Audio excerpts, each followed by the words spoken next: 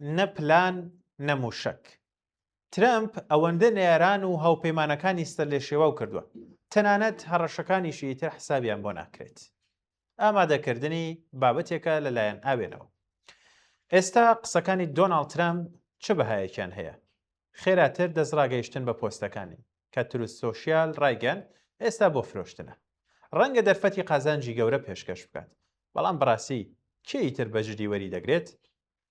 دوای 18 مانگ لە گەڕانەوەی بۆ دەسەڵات پرسیارێکە کە ئێستا بە ئاشکرا و ڕاستەوخۆ دەکرێت لەگەڵ ئەوەی کە کلێنی نێوان لێدوانەکانی و واقعەکە تا دێت ڕوونتر دەبێتەوە.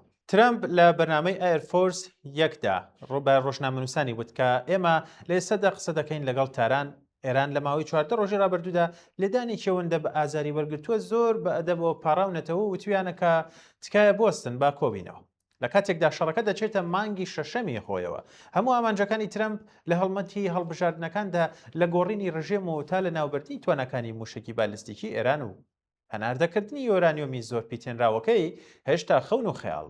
گەروی هورمز بە شێوەیەکی مەجازی داخراوە و ئەو چەند ترانزێتە ڕۆژانەیە لە ڕێگەی ڕێڕەوی ئێران و ئەنجام دەدرێت بە ڕاوێژ لەگەڵ ڕژێمی تەرانە. بەڵام تەنها ئەوە نەیارانی واشنتۆن نین کە متمانەیان بە ترامپ و سەرۆکایەتی ئەمریکا نەماوە.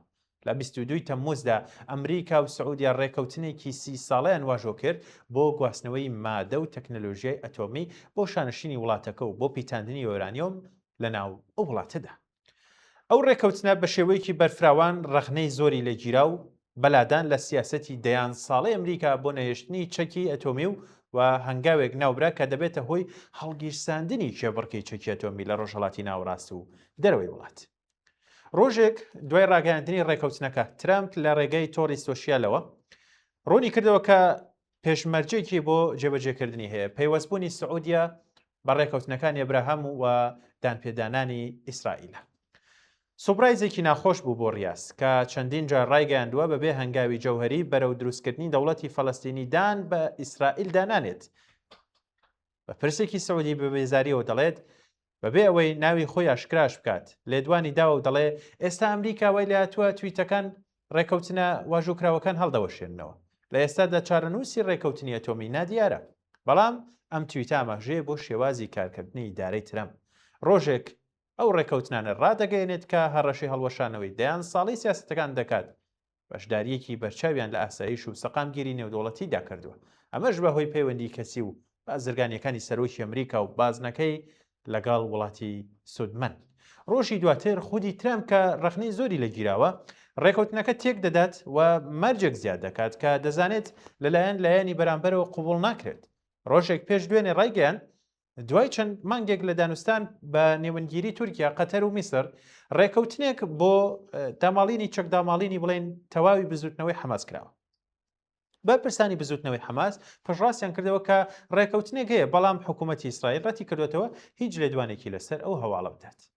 دیارە ترامپ سەرۆکی ویلایەتە یەکگرتووەکانی ئەمریکایە بۆیە سەرکردەکانی جیهان دەبێت بە وردی شیکاری ئەو قسانەی بکەن. بەڵام پێچەوە نەبوونەوەی بەردەوامی سیاسەتەکان لەسەر باج ئۆکراینیا ئێران و لەم دوایانشدا مەرجەکانی ڕێکەوتنی ئەتۆمی لەگەڵ سعودیا بە شێوەیەکی جدی متمانی بە لێدوانە گشتیەکانی تێکداوە. سەرکردە جیهانیەکان و دیپلۆماتکارانی جیهانی چیتر ئەوەی دەیڵێن کە دەیڵێت بە جدی وەری ناگرن واتە ترامپ. ئەلێکساندەر بیک بەڕێوبەری پلاندانانی استراتیژی لە ئەنجومەنی ئاسایشی نیشتیمانی ڕایگەاندووە کە متمانی هاوپەیمانەکان لە نزمترین ئازدایە بە ترامپ. نەیارانیش بە خێرایی بۆیان دەرکەوتووە کە ئەگەر بەرەنگاری ببنەوە ترامپ پاشەکشە دەکات. چین بە زەویە دەگمەنەکانەوە ئەو کارەی کرد. ئێران ئێستا لە گەروی هورمزدا ئەو کارە دەکات. پێدەچێت ئیدارەی ترامپ هیچ پلانێکی بۆ هیچ کام لەم دوو سیناریۆیە نەبوو بێت. لە وتارەکەیدا لە ڕۆژنامەی کاروباری دەرەوە لە 16 تەمموز ڕید پاولی و ماتیۆ سیبول نووسیویانەکە ترامپ لە ڕادەبەدەر پابەندە بە زۆرە ملێکردن وەکو ئەمڕازێکی سەرەکی سیاسەتی دەرەوە. بەڵام تەنها کاریگەریکی سنوورداری هەیە لە بەکارهێنانیدا.